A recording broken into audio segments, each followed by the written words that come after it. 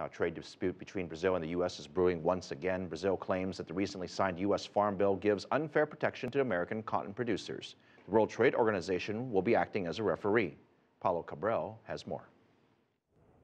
Brazil has decided to delay retaliation measures against the U.S. on trade subsidies as it awaits a decision from the World Trade Organization.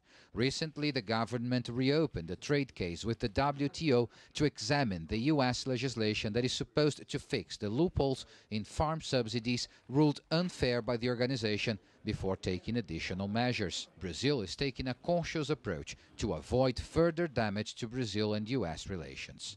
The lawyer representing the Association of Brazil's cotton producers say the association supports the government, even though it would prefer to retaliate now. Our evaluation was that retaliation was a stronger weapon in terms of creating pressure on the United States to negotiate and to change their laws. The big issue about the U.S. subsidies is because they distort the international prices of cotton. And Brazil is the third biggest producer in the world.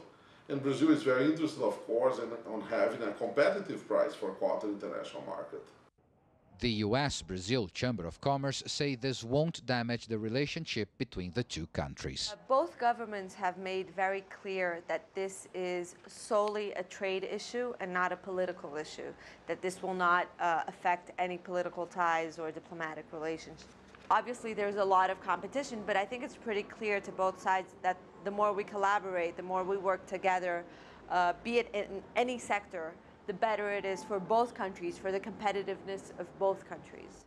Brazilian producers say cotton prices could be up to 13% higher in the international market if it weren't for unfair U.S. subsidies. If this doesn't change, they want to retaliate and make the United States pay for it.